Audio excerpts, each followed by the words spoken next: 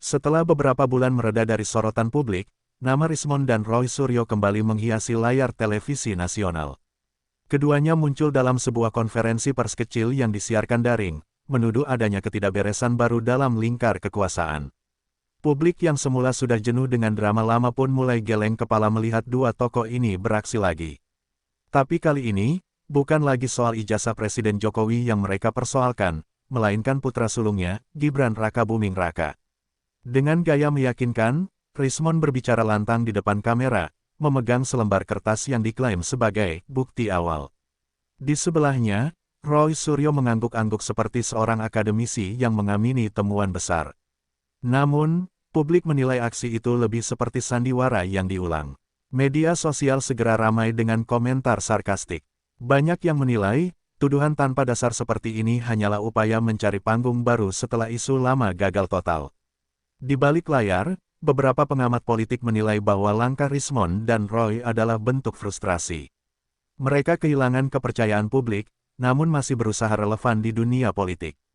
Dalam wawancara dengan salah satu stasiun televisi, seorang analis mengatakan bahwa motif di balik serangan itu bisa jadi politis, upaya mengganggu reputasi Gibran yang semakin kuat menjelang tahun politik. Namun berbeda dari sebelumnya, kali ini serangan mereka tidak lagi mendapat sambutan luas.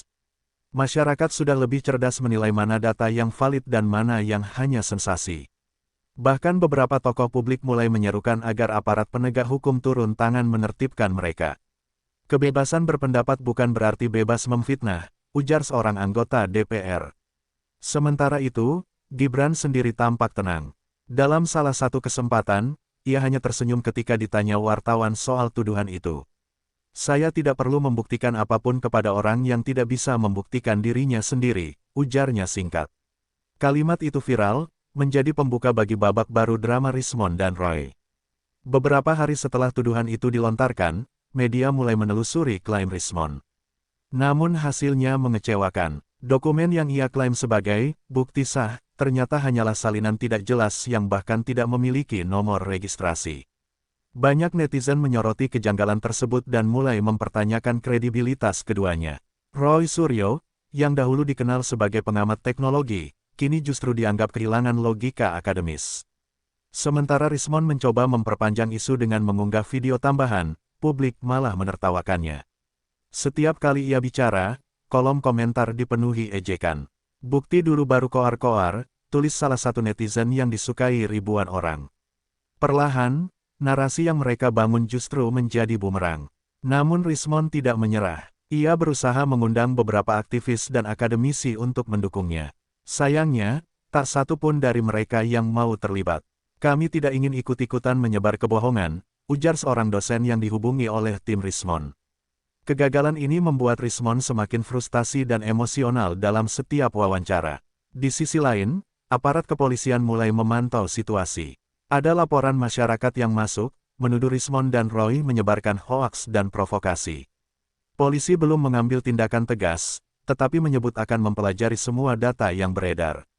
Kami tidak ingin gegabah, tapi semua akan kami proses, kata seorang perwira tinggi Polri. Roy Suryo pun mulai gusar. Dalam beberapa kesempatan, ia tampak tidak sepakat dengan cara Rismond berbicara. Ketegangan mulai terlihat di antara keduanya. Publik menduga, hubungan duet ini tidak akan lama bertahan karena ego dan ketidaksepahaman mulai muncul di permukaan. Tak kapok dari kegagalan pertama, Rismond dan Roy meluncurkan gelombang kedua, serangan. Kali ini mereka mengklaim bahwa ijazah Gibran tidak pernah dikeluarkan oleh lembaga resmi. Konferensi pers digelar di sebuah kafe, namun hanya dihadiri segelintir wartawan. Dengan nada tinggi, Rismond menuding ada rekayasa sistematis di balik karir politik Gibran. Roy Suryo menambahkan, kalau berani, tunjukkan ijazah aslinya di depan publik. Pernyataan ini kembali memicu polemik. Namun publik yang sudah lebih dewasa langsung membalas dengan sindiran, kenapa tidak kalian dulu tunjukkan bukti yang sah? Unggahan tentang konferensi itu menjadi bahan meme dan lelucon di media sosial. Namun serangan ini membuat suasana politik sedikit panas. Beberapa lawan politik Gibran mencoba memanfaatkan isu tersebut untuk menyerang di parlemen. Tapi dalam waktu singkat, pihak sekolah dan lembaga pendidikan luar negeri tempat Gibran menempuh studi memberikan klarifikasi resmi bahwa semua dokumen pendidikannya valid dan dapat diverifikasi. Hal ini membuat tuduhan Rismond semakin tidak masuk akal. Bahkan beberapa media besar mulai enggan meliputnya. Kami tidak mau ikut memperbesar hoaks, ujar seorang redaktur senior. Perlahan, sorotan publik kembali berbalik kepada dua tokoh itu sebagai sumber masalah. Rismond mulai tampak tertekan. Ia merasa kehilangan kendali atas narasi yang ia buat sendiri. Roy Suryo mencoba menenangkannya, tapi keduanya kini berada di ujung kesabaran. Mereka tidak sadar bahwa langkah mereka berikutnya justru akan membuka jalan bagi intervensi dari tingkat tertinggi negara. Melihat isu ini terus berkembang tanpa arah dan meresahkan masyarakat, Presiden Prabowo akhirnya turun tangan. Dalam rapat kabinet terbatas, ia menegaskan bahwa pemerintah tidak akan membiarkan penyebaran fitnah politik yang berpotensi memecah belah bangsa. Kita sudah terlalu sering melihat kebohongan dijadikan alat politik. Sudah cukup, ujarnya tegas. Instruksi segera dikeluarkan kepada Kapolri untuk mempercepat penelusuran kasus ini. Semua data, dokumen, dan pernyataan publik Rismond dan Roy diperiksa. Tidak lama, tim Siber Polri menemukan banyak kejanggalan, termasuk penyebaran video yang dimanipulasi. Dalam waktu singkat, laporan resmi disusun dan dilaporkan langsung kepada Presiden. Roy Suryo yang mendengar kabar ini mulai panik. Ia tahu betul bahwa jika pemerintah benar-benar serius, maka tidak ada tempat bersembunyi. Rismond, sebaliknya, masih berusaha menantang balik. Ia mengklaim bahwa dirinya siap dipanggil kapan saja. Tapi di balik keberaniannya, ia tampak gugup setiap kali diwawancarai. Langkah Presiden Prabowo mendapat dukungan luas. Banyak tokoh nasional dan masyarakat menganggap langkah itu perlu untuk menjaga stabilitas negara. Sudah terlalu banyak energi bangsa ini habis untuk drama yang tidak berdasar, ujar seorang pengamat politik. Namun di sisi lain, tindakan ini juga menjadi sinyal keras bagi semua pihak yang gemar membuat narasi palsu. Pemerintah ingin memberi contoh bahwa demokrasi bukan berarti kebebasan tanpa tanggung jawab. Rismond dan Roy kini benar-benar berada dalam tekanan yang belum pernah mereka rasakan sebelumnya. Pagi itu suasana Istana Merdeka terasa berbeda. Presiden Prabowo memanggil Menteri Hukum, Kapolri, dan Jaksa Agung dalam rapat darurat. Topik utamanya jelas, bagaimana menuntaskan kasus fitnah Rismond dan Roy Suryo yang terus memancing keresahan publik. Kalau dibiarkan, ini bukan lagi sekadar gosip politik, tapi serangan terhadap kredibilitas negara, ucap Presiden dengan nada berat. Semua pejabat mengangguk, menyadari arah yang akan diambil. Beberapa jam kemudian, ultimatum resmi dikeluarkan. Pemerintah memberi waktu 3 kali 24 jam kepada kedua pihak untuk mengklarifikasi dan membuktikan semua tuduhan mereka. Jika tidak, proses hukum akan berjalan tanpa kompromi. Pengumuman itu disiarkan langsung di televisi nasional dan segera menjadi trending di seluruh platform digital. Rakyat menyambut langkah itu dengan lega, akhirnya negara turun tangan. Rismond yang sedang berada di rumahnya terlihat gelisah ketika membaca pengumuman itu di layar ponsel. Roy Suryo mencoba menenangkannya, namun wajahnya sendiri tak kalah tegang. Mereka berdua tahu, batas waktu yang diberikan sangat singkat. Roy sempat menyarankan agar mereka meminta maaf secara terbuka, tapi Rismond menolak mentah-mentah. Kita tidak boleh mundur, Roy. Kalau mundur sekarang, tamat kita, katanya keras. Namun di dalam hati kecil Roy, ada ketakutan yang tak bisa ia sembunyikan. Ia mulai sadar bahwa permainan ini sudah di luar kendali. Tidak seperti isu-isu kecil dulu, kali ini pemerintah benar-benar menaruh perhatian penuh. Bahkan beberapa tokoh partai mulai menjauh dari mereka, enggan terseret dalam pusaran masalah hukum. Sementara itu, Gibran tetap tidak memberikan komentar panjang. Ia hanya menulis di akun resminya, kebenaran tidak perlu berteriak. Kalimat singkat itu kembali menjadi sorotan media dan dianggap sebagai simbol ketenangan di tengah badai. Belum sempat ultimatum berakhir, Rismond kembali membuat geger. Ia muncul di sebuah siaran daring dan dengan penuh percaya diri mengatakan bahwa Gibran tidak memiliki ijazah SMA yang sah. Pernyataan itu disertai dengan beberapa gambar yang ternyata hasil editan murahan. Masyarakat langsung bereaksi keras. Tagar-tagar hoaks Rismond pun menduduki posisi teratas di media sosial. Roy Suryo yang hadir di acara yang sama tampak tertekan. Ia tidak lagi berbicara banyak, hanya sesekali mengangguk, seolah tak ingin semakin terseret. Namun Rismond terus berapi-api, menyebut bahwa dirinya memiliki sumber dalam, yang mengetahui hal tersebut. Padahal, ketika wartawan menanyakan siapa sumber itu, ia menolak menjawab. Publik pun semakin yakin bahwa ini hanyalah karangan. Keesokan harinya, Sekolah Internasional tempat Gibran menempuh pendidikannya di Singapura mengeluarkan pernyataan resmi. Mereka menegaskan bahwa Gibran adalah salah satu alumnus terbaik dengan catatan akademik yang luar biasa. Dokumen resmi pun dipublikasikan, lengkap dengan tanda tangan dan nomor verifikasi internasional. Tuduhan Rismond pun seketika runtuh. Media besar di Indonesia menyoroti kejanggalan ini dengan tajam. Rismond semakin kehilangan akal sehat, tulis salah satu tajuk editorial.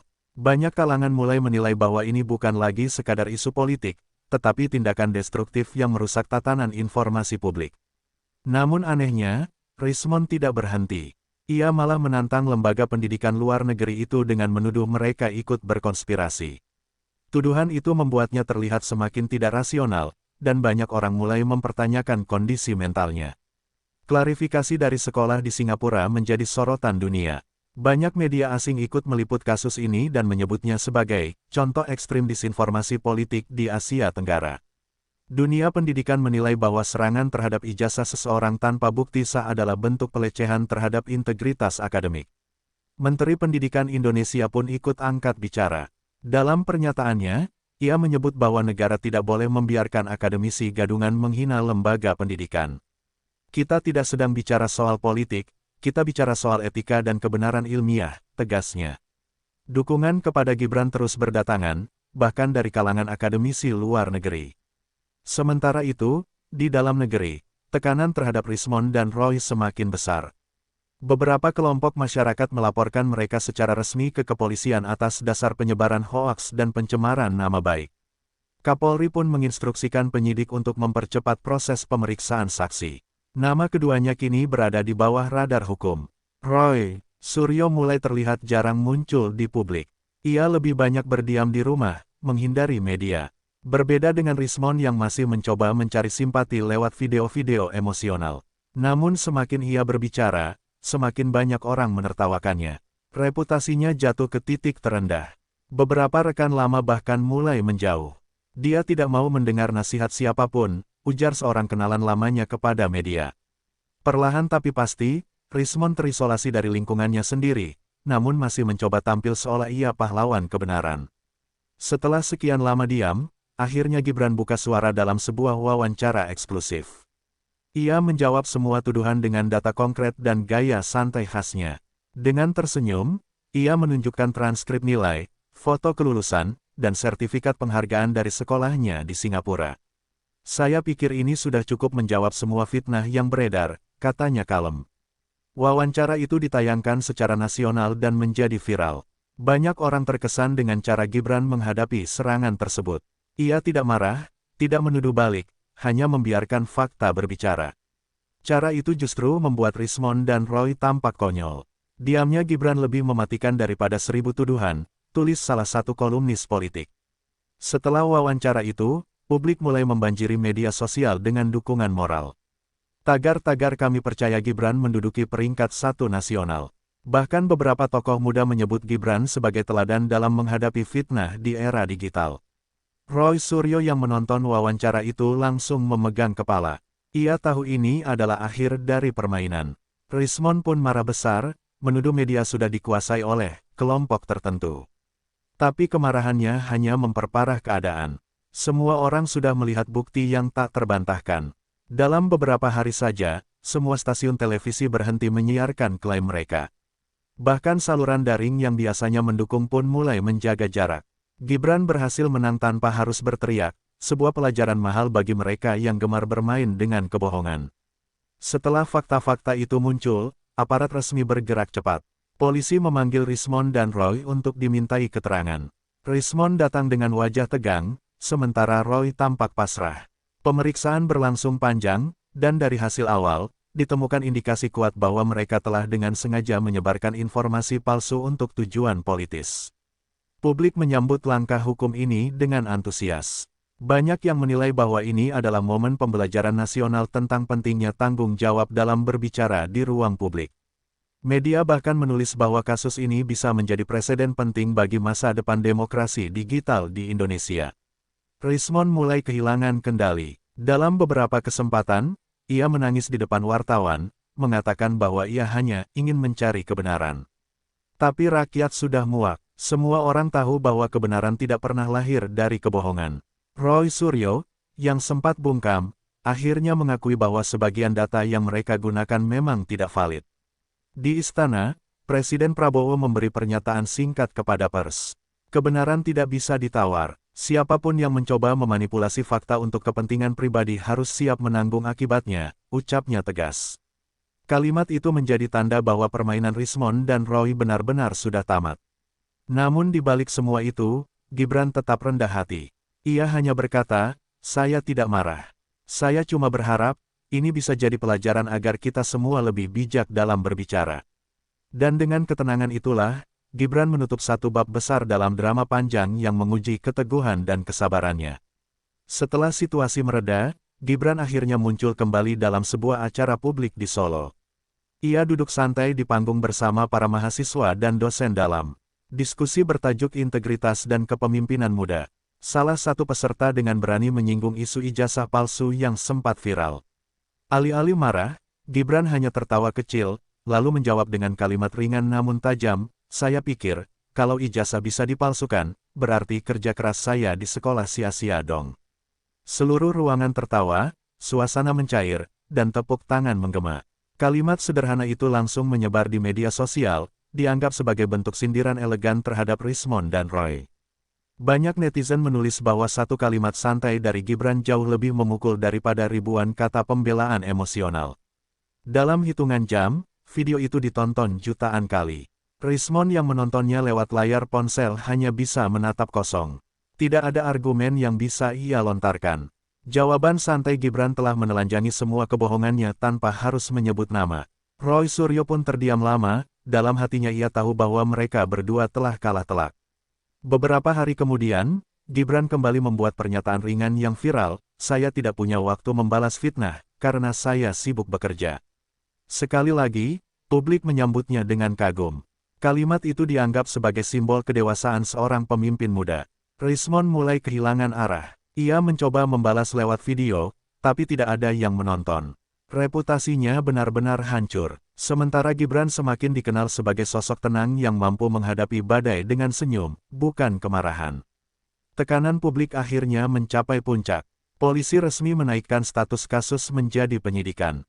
Rismon dan Roy Suryo dipanggil kembali untuk pemeriksaan lanjutan. Kali ini, nada pertanyaan penyidik jauh lebih serius. Dokumen-dokumen palsu, manipulasi digital, dan jejak komunikasi yang mengarah pada niat buruk mulai terbuka satu persatu. Rismon tampak kehilangan percaya diri. Dalam pemeriksaan, ia berulang kali menunduk dan memberikan jawaban berputar-putar. Roy Suryo yang duduk di sampingnya hanya bisa menarik napas panjang, sesekali menatap kosong. Mereka berdua sadar bahwa cerita yang dulu mereka buat untuk mencari perhatian kini berubah menjadi jerat hukum nyata. Media memberitakan perkembangan ini dengan tajam. Headline di berbagai portal menulis, "Rismon dan Roy Suryo terpojok bukti hoaks ijazah." Masyarakat tak lagi bersimpati, bahkan mereka yang dulu sempat mendukung kini berbalik. Banyak yang menilai bahwa keduanya telah mencederai moral publik. Di sela pemeriksaan, Rismon sempat menangis. Ia memohon agar diberi kesempatan meminta maaf di depan publik. Namun permohonan itu tak serta-merta menghapus kesalahan. "Maaf bisa diterima, tapi hukum tetap berjalan," ujar penyidik dengan tenang. Malam itu, video permintaan maaf Rismon tersebar luas. Dengan suara bergetar, ia berkata bahwa dirinya hanya ingin mencari perhatian. Namun publik sudah tak peduli. Kepercayaan adalah hal yang paling sulit dikembalikan setelah dihancurkan oleh kebohongan. Berbeda dengan Rismon yang masih mencoba melawan, Roy Suryo akhirnya memilih bersikap jujur. Dalam wawancara eksklusif, ia mengakui bahwa sebagian besar klaim mereka tidak memiliki dasar kuat. "Saya menyesal, seharusnya saya tidak ikut-ikutan," katanya dengan nada lirih. Pengakuan itu mengejutkan publik, tapi sekaligus menjadi titik balik baginya. Roy menjelaskan bahwa dirinya sempat terpengaruh oleh Rismon yang berjanji memiliki bukti sah. Namun setelah terlanjur muncul di publik, ia tak bisa mundur. Saya terjebak dalam pusaran fitnah yang saya sendiri tahu salah, tambahnya. Kalimat itu menandai perbedaan sikap antara dirinya dan Rismond yang masih menyangkal kebenaran. Publik menilai, meski terlambat, pengakuan Roy adalah langkah berani.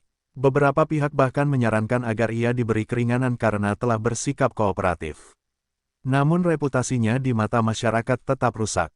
Dunia akademis pun menanggalkan banyak penghargaan yang dulu ia miliki. Di sisi lain, Gibran tak menanggapi pengakuan itu dengan sinis. Ia hanya berkata, lebih baik terlambat sadar daripada tidak pernah sadar sama sekali.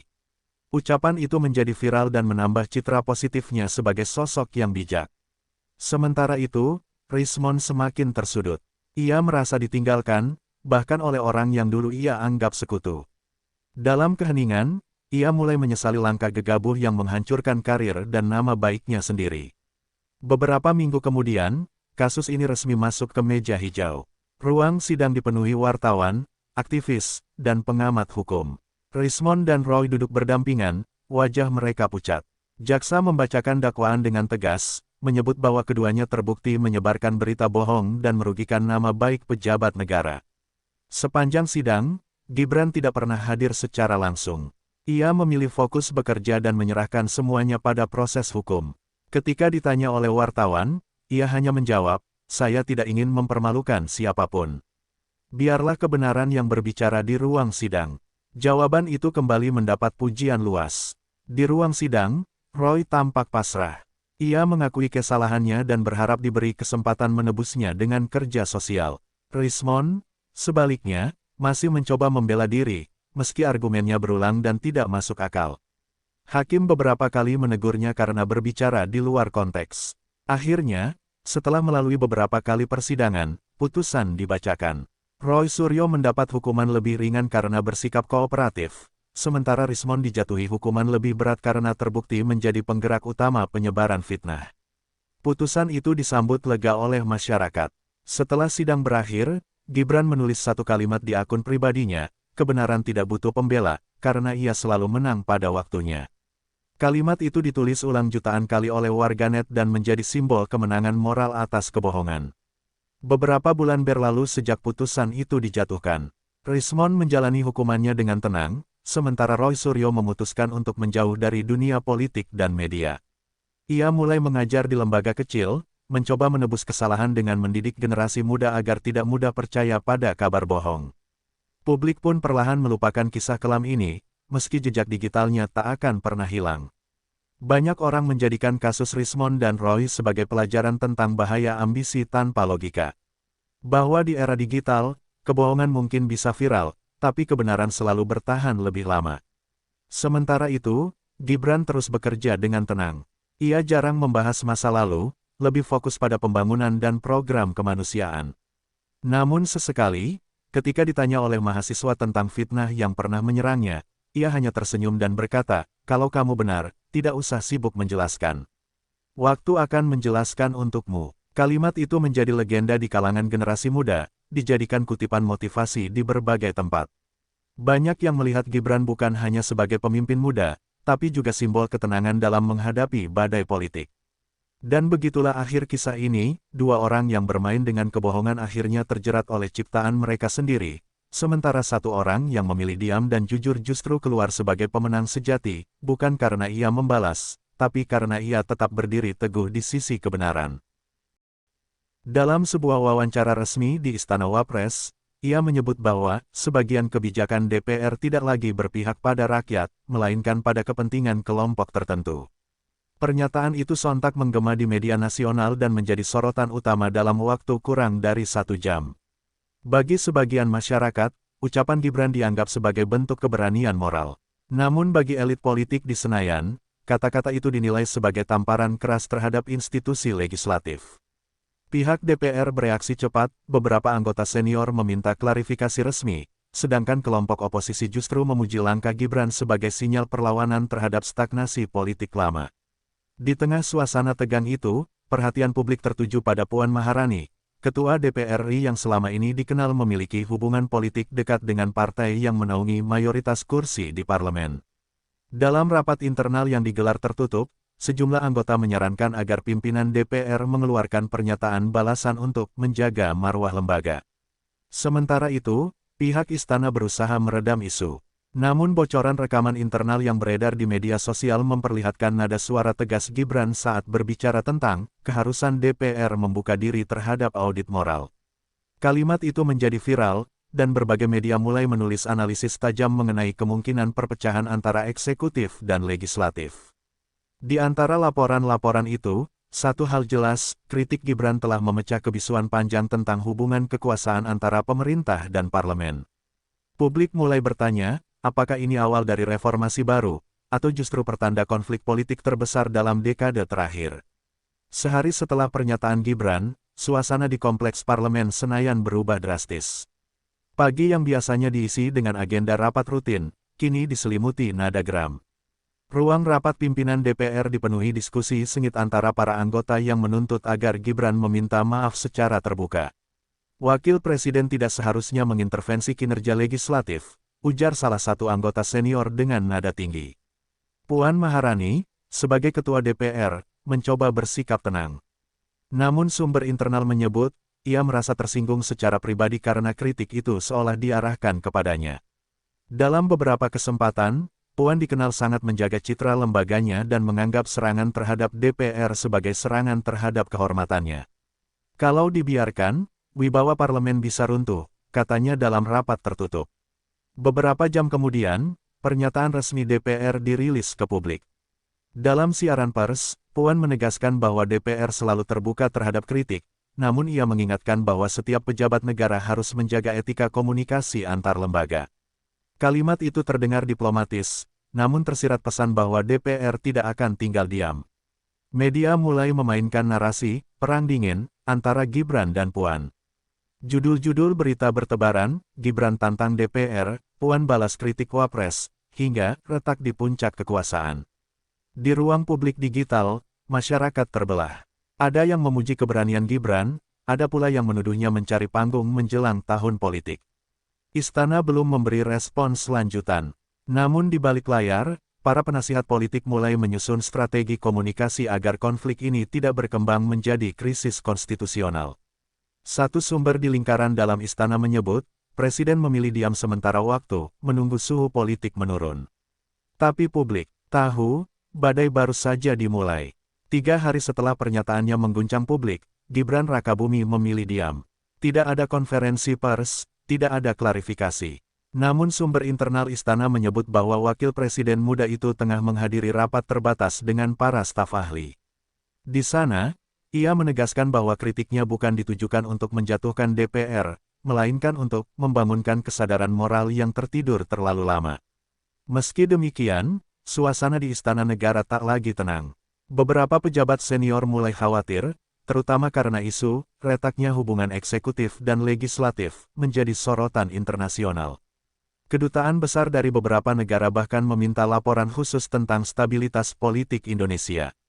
Hal ini menambah tekanan bagi presiden yang dikenal berhati-hati dalam menjaga citra stabilitas nasional. Di ruang kerjanya yang tenang, Gibran disebut tetap pada pendiriannya. Ia merasa bahwa kejujuran harus diutamakan, meskipun konsekuensinya berat. Kalau kebenaran membuat kita kehilangan dukungan, maka mungkin dukungan itu tidak layak kita miliki, ujarnya dalam pertemuan tertutup dengan para staf. Kalimat itu kemudian bocor ke media dan semakin memperkuat citranya sebagai pemimpin muda yang idealis. Sementara itu, Puan Maharani menolak untuk berkomentar lebih lanjut. Ia hanya berkata singkat kepada wartawan, "Kami fokus bekerja. Kritik adalah bagian dari demokrasi, tapi semua ada etikanya." Namun di balik kalimat tenang itu, sejumlah laporan menyebut adanya tekanan kuat dari beberapa fraksi yang ingin DPR memanggil wakil presiden ke rapat dengar pendapat, hal yang nyaris belum pernah terjadi dalam sejarah politik Indonesia modern. Situasi ini membuat Istana dan Senayan berada dalam posisi saling menunggu. Tidak ada yang ingin mengalah lebih dulu, tetapi keduanya tahu, benturan terbuka hanya akan memperburuk kepercayaan publik terhadap seluruh pemerintahan. Dalam keheningan itu, politik Indonesia menahan napas. Di tengah riuhnya pemberitaan nasional, muncul sosok yang selama ini dikenal sebagai Ibu Bangsa, Megawati Soekarnoputri, mantan presiden dan tokoh senior yang dihormati. Sebagai ibu dari Puan Maharani, ia tidak bisa tinggal diam. Dalam pidato tertutup di hadapan kader partai, Megawati menyinggung secara halus bahwa anak muda dalam kekuasaan seharusnya belajar berbicara dengan tata krama kenegaraan. Pidato itu segera bocor ke media. Banyak pihak menafsirkan kalimat Megawati sebagai sindiran langsung kepada Gibran Rakabumi. Dalam waktu singkat, perdebatan meluas. Media nasional menulis bahwa konflik politik ini bukan hanya antara lembaga negara, tapi juga antar generasi dalam lingkaran elit pemerintahan. Para analis menilai, kemunculan Megawati menandai babak baru dari drama politik ini. Ia bukan sekadar tokoh senior, melainkan simbol legitimasi moral bagi partai besar yang memiliki pengaruh kuat di parlemen. Dengan satu pernyataan, ia mampu menggerakkan opini internal partai dan mengubah arah politik nasional. Di sisi lain, beberapa pengamat menyebut langkah Megawati sebagai bentuk intervensi moral untuk melindungi wibawa anaknya, Puan Maharani. Meski tidak menyebut nama secara langsung, publik tahu siapa yang dimaksud. Namun alih-alih meredam, pernyataan itu justru membuat simpatisan Gibran merasa tersulut. Di media sosial, muncul gelombang dukungan bagi Gibran dengan tagar-tagar bicara jujur untuk rakyat. Kantor Wakil Presiden merilis pernyataan singkat, "Kami menghormati semua tokoh bangsa. Namun kritik tidak boleh dimatikan hanya karena usia atau silsilah." Kalimat yang tenang tapi tegas itu membuat situasi politik semakin panas. Bayangan, ibu bangsa, kini benar-benar terasa di setiap ruang rapat kekuasaan. Badai politik yang berhembus mulai menimbulkan efek domino. Beberapa menteri dan pejabat senior merasa perlu menenangkan suasana dengan meminta Gibran untuk mengeluarkan klarifikasi resmi. Namun Gibran menolak. Ia berpendapat bahwa klarifikasi hanya akan membuatnya terlihat mundur dari prinsip. "Kita bukan sedang berperang, tapi juga tidak boleh berpura-pura damai," katanya kepada seorang penasihatnya. Namun tekanan tidak hanya datang dari luar. Di dalam istana sendiri, beberapa pihak menilai langkah Gibran bisa mengancam stabilitas hubungan dengan parlemen. Sejumlah kebijakan penting masih menunggu persetujuan DPR, termasuk program ekonomi nasional yang menjadi andalan pemerintah. Beberapa menteri mulai mengeluh, khawatir kritik Wapres akan mempersulit pembahasan di Senayan. Puan Maharani pun mengambil langkah politik. Ia menginstruksikan komisi-komisi DPR untuk memperketat pengawasan terhadap program pemerintah. Langkah itu dianggap sebagai sinyal halus bahwa parlemen bisa menahan agenda eksekutif jika dianggap perlu. Beberapa analis menyebutnya sebagai manuver cerdas yang memaksa istana menimbang ulang posisi Gibran.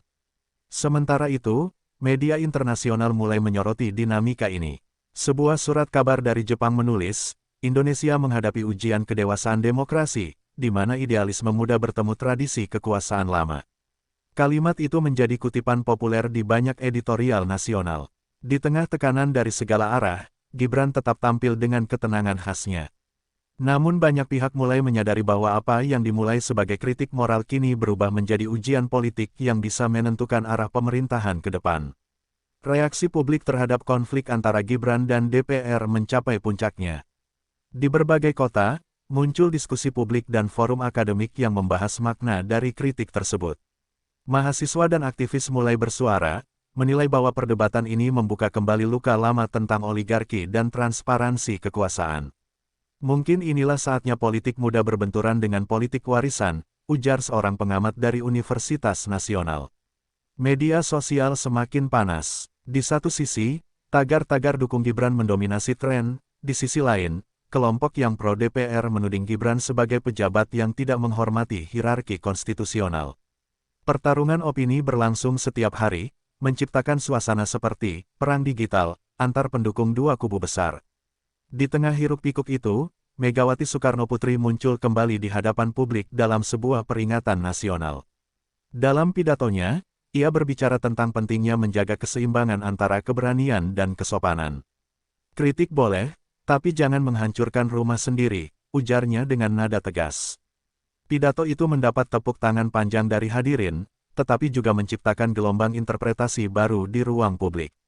Istana menanggapinya dengan hati-hati. Seorang juru bicara mengatakan bahwa Wapres Gibran tetap menghormati seluruh tokoh bangsa, namun pemerintah harus terbuka terhadap evaluasi internal. Pernyataan itu memperlihatkan upaya diplomasi halus agar ketegangan tidak semakin meningkat. Namun bagi sebagian masyarakat, konflik ini bukan sekadar perbedaan pendapat, melainkan cermin dari pergeseran kekuasaan generasi baru yang berani menantang tatanan lama. Bagi Indonesia, inilah drama politik yang jarang terjadi, di mana idealisme dan pengalaman berhadapan dalam ruang publik terbuka. DPR akhirnya memutuskan untuk menggelar sidang terbuka membahas hubungan eksekutif dan legislatif. Keputusan itu dipimpin langsung oleh Puan Maharani. Dalam pernyataannya di awal sidang, ia menegaskan bahwa lembaga parlemen tidak alergi terhadap kritik, tetapi setiap lembaga negara harus menjaga etika komunikasi antar cabang kekuasaan. Suaranya terdengar tegas, mencerminkan tekad untuk mempertahankan kehormatan DPR. Di ruang sidang yang penuh kamera media, suasana terasa tegang. Sejumlah anggota DPR menyerukan agar wakil presiden hadir memberikan penjelasan. Namun istana menolak permintaan tersebut dengan alasan, tidak sesuai dengan prosedur protokoler. Penolakan itu menimbulkan kegaduhan kecil, tetapi juga memperlihatkan ketegangan nyata antara dua lembaga negara. Para analis politik menyebut sidang ini sebagai teater kekuasaan. Di balik perdebatan hukum dan etika, publik bisa melihat persaingan simbolik antara generasi lama dan baru dalam politik nasional. Puan mewakili kekuasaan yang mapan, sementara Gibran mencerminkan semangat reformasi muda yang menuntut transparansi. Di luar gedung, ratusan mahasiswa berkumpul membawa spanduk bertuliskan, "Berani bicara demi rakyat." Aksi itu berlangsung damai, tetapi menjadi sinyal bahwa publik tidak sekadar menjadi penonton. Mereka menuntut agar politik kembali pada tujuan utamanya, kesejahteraan rakyat, bukan perang ego. Menjelang akhir sidang, Puan menutup rapat dengan kalimat singkat, "Kami akan menilai ucapan dan tindakan, bukan niat." Kalimat itu disambut tepuk tangan dari sebagian anggota, namun di luar gedung, gema suara rakyat justru berkata sebaliknya, "Kami menilai kejujuran, bukan kepatuhan." Setelah sidang terbuka DPR, politik nasional memasuki babak baru. Di balik layar, sejumlah fraksi mulai memainkan peran masing-masing. Ada yang terang-terangan mendukung langkah Puan Maharani, ada pula yang secara diam-diam memuji keberanian Gibran Rakabumi. Fraksi-fraksi kecil mulai melihat peluang untuk menegaskan posisi politiknya, berharap dapat keuntungan elektoral dari turbulensi ini. Sumber internal Senayan menyebut, beberapa pimpinan fraksi mulai menjajaki komunikasi dengan istana melalui jalur informal. Mereka ingin memastikan bahwa konflik ini tidak mengganggu pembahasan anggaran nasional. Namun di sisi lain, sejumlah anggota muda DPR justru menilai bahwa kritik Gibran bisa menjadi momentum untuk mereformasi kinerja parlemen yang selama ini dianggap tertutup. Media terus menyoroti dinamika itu. Editorial di beberapa surat kabar menulis, pertarungan ini bukan hanya soal etika lembaga, tapi soal arah moral kekuasaan. Di media sosial, dukungan terhadap Gibran terus meningkat, terutama di kalangan anak muda yang merasa suara mereka akhirnya diwakili oleh seseorang di puncak kekuasaan. Puan Maharani tetap menjaga ketenangan publik, namun di ruang rapat tertutup, ia menegaskan kepada fraksinya agar tidak mengendur. "Kita tidak boleh kalah dalam narasi," ujarnya. Kalimat itu menggambarkan bahwa pertempuran kini bukan lagi tentang kebijakan, melainkan tentang persepsi dan legitimasi moral di mata rakyat. Sementara itu, Presiden memilih tetap netral. Dalam pidato singkat di sebuah forum internasional, beliau mengatakan bahwa perbedaan pandangan adalah bagian dari demokrasi. Namun banyak yang menafsirkan, netralitas itu justru menandakan bahwa badai politik di dalam negeri masih belum mereda.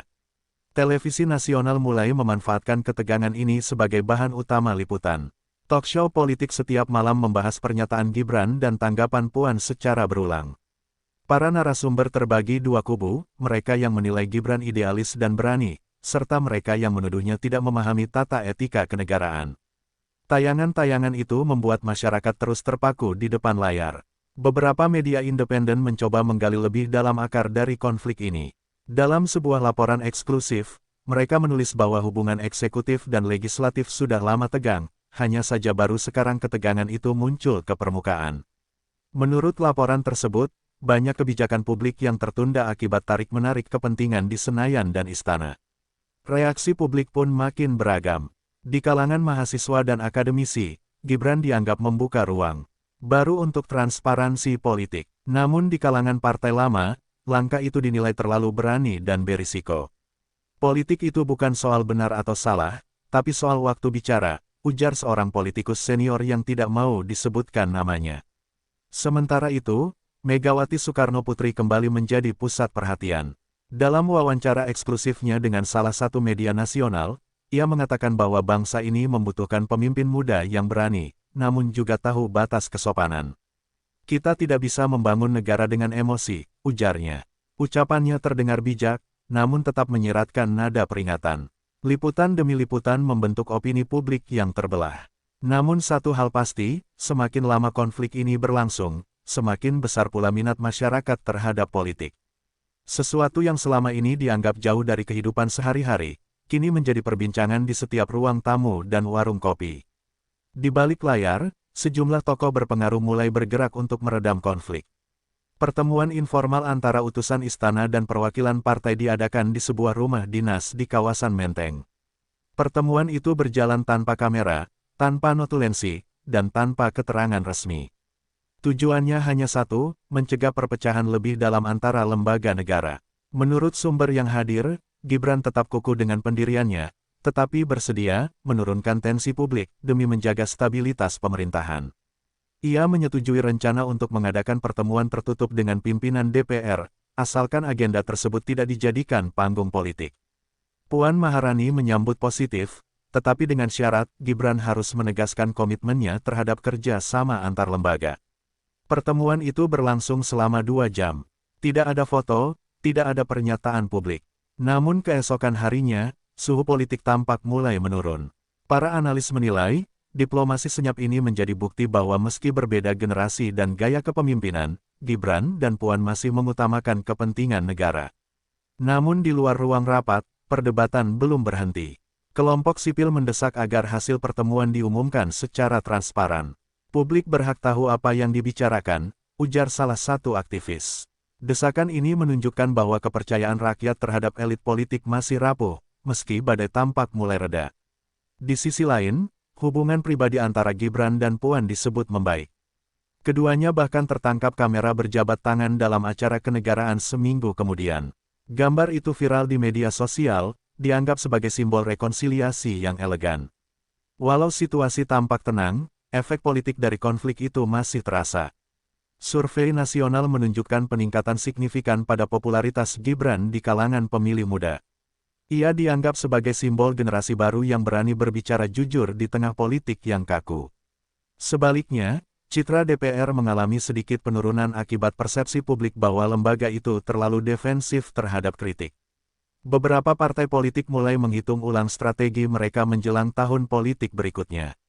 Isu kepemimpinan muda yang berani menjadi tema kampanye baru di banyak daerah.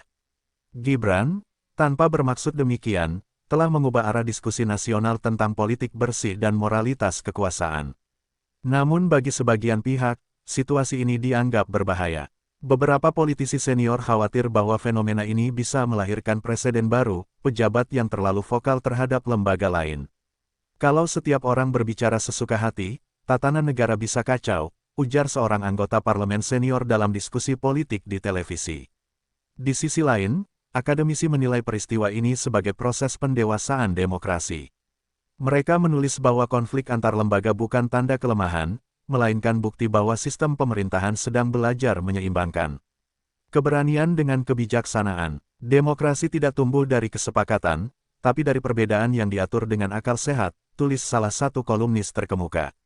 Dari sisi publik, Gibran kini menjadi tokoh paling sering diperbincangkan. Namanya mulai muncul dalam survei calon pemimpin masa depan. Tapi bagi Gibran sendiri, yang ia katakan kepada jurnalis hanya satu kalimat, "Saya tidak sedang berpolitik, saya hanya sedang bicara." Di tengah meningkatnya popularitas Gibran, perhatian media kembali tertuju pada Megawati Soekarnoputri. Dalam sebuah wawancara eksklusif, ia menegaskan bahwa ia tidak memiliki masalah pribadi dengan wakil presiden. Namun ia mengingatkan, setiap kritik harus disampaikan dalam semangat membangun, bukan menjatuhkan. Pernyataan itu disambut dengan beragam tafsir. Sebagian pihak menilai Megawati berusaha menurunkan suhu politik dengan pendekatan kebangsaan. Namun ada juga yang melihatnya sebagai langkah strategis untuk menjaga citra keluarganya di tengah derasnya arus politik baru yang diwakili Gibran. Dalam lingkaran politik, muncul wacana bahwa hubungan personal antara keluarga besar Soekarno dan Gibran perlu dijaga demi stabilitas pemerintahan.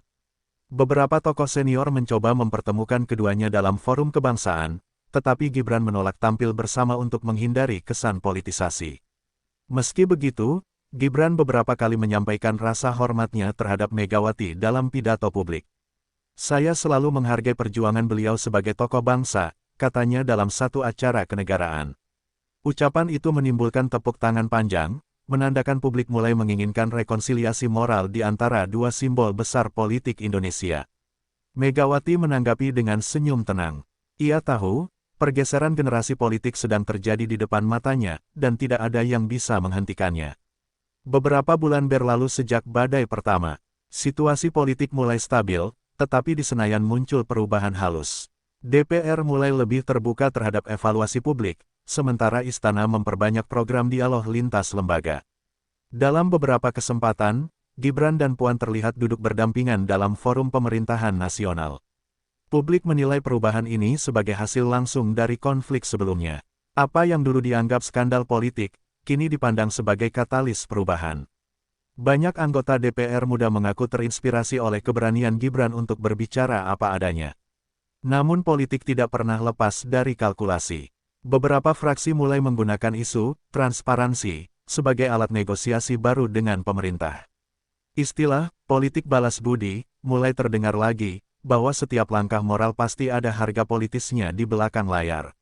Gibran menyadari itu. Dalam salah satu pernyataannya, ia mengatakan dengan nada datar, reformasi bukan soal niat baik, tapi soal siapa yang berani menanggung akibatnya. Kalimat itu menjadi kutipan terkenal, menegaskan bahwa meski konflik telah mereda, semangat perlawanan moral masih hidup. Waktu berjalan, namun jejak dari konflik Gibran-Puan tetap membekas. Para analis politik menyebut peristiwa itu sebagai momen pergeseran paradigma politik modern. Generasi muda mulai terlibat lebih aktif dalam debat publik. Di kampus-kampus, muncul mata kuliah baru bertajuk Etika Kepemimpinan dan Transparansi Lembaga Negara. Hubungan antara DPR dan eksekutif menjadi lebih seimbang.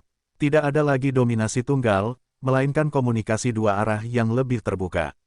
Meskipun begitu, sebagian kalangan masih menilai bahwa luka politik dari insiden itu belum sepenuhnya sembuh.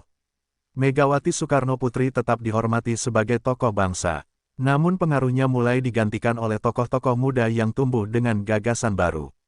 Ia menerima hal itu dengan elegan. Dalam salah satu acara nasional, ia berkata lirih, "Waktu akan melahirkan pemimpin baru, dan itu baik bagi bangsa." Bagi Gibran, episode itu menjadi pelajaran penting bahwa kejujuran dalam politik tidak selalu mudah diterima. Namun ia tahu, setiap generasi harus menanggung bebannya sendiri untuk melangkah lebih maju. Konflik yang dulu dianggap memecah bangsa, kini dikenang sebagai titik balik sejarah. Setahun setelah badai politik itu mereda, suasana pemerintahan tampak lebih matang. Gibran Rakabumi tetap menjalankan tugasnya dengan tenang, sementara Puan Maharani terus memimpin DPR dengan pendekatan baru yang lebih terbuka terhadap kritik. Hubungan mereka kini profesional, tegang di awal, tapi berakhir dengan saling hormat. Banyak pihak menilai peristiwa itu sebagai reformasi sunyi, yang mengubah cara pandang elit terhadap kekuasaan. Publik belajar bahwa perbedaan bukan ancaman, melainkan mekanisme koreksi. Politik Indonesia tidak lagi hanya tentang siapa yang berkuasa, tetapi tentang siapa yang berani bicara jujur. Dalam wawancara terakhirnya tahun itu, Gibran berkata, "Saya tidak menyesal mengkritik. Kadang, untuk membangun rumah, kita harus mengetuk dindingnya agar tahu bagian mana yang rapuh." Kalimat itu menjadi simbol refleksi, menutup kisah panjang konflik antara idealisme dan tradisi. Sementara itu, Megawati Soekarnoputri dan Puan Maharani tetap menjaga peran penting mereka dalam sejarah politik Indonesia.